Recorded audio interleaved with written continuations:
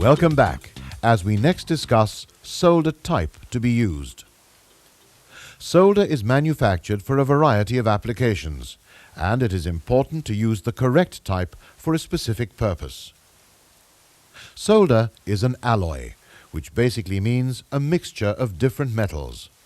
In soft solder, the metals involved are mainly tin and lead. For light electrical work and general electronic purposes, the most widely used solder type is 60-40 rosin flux core wire solder. 60-40 indicates the ratio of these two metals in the solder. That is 60% tin and 40% lead, which has been found to be the most suited to general electronic applications. When metal is exposed to the atmosphere, a thin layer of oxide forms on the surfaces. If the metal is heated, this oxide formation increases and causes poor electrical connections. To overcome this problem, the solder is manufactured with a rosin flux core. This rosin flux effectively stops oxidization during the soldering process.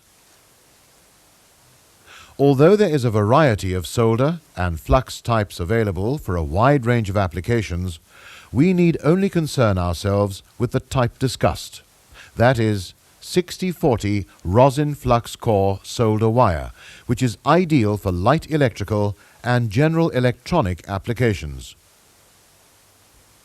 The melting point of 60-40 solder is 188 degrees Celsius.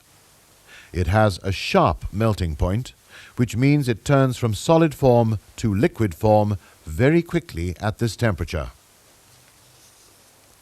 In practice, we must heat the joint to the same temperature as the solder's melting point, whereupon the joint actually melts the solder, not the iron. This heat transfer from the iron to the join must take place quickly and effectively. To achieve this, it has been calculated that the soldering iron's optimum operating temperature is between 340 degrees and 370 degrees Celsius. Let us take a break now, after which we shall discuss soldering techniques.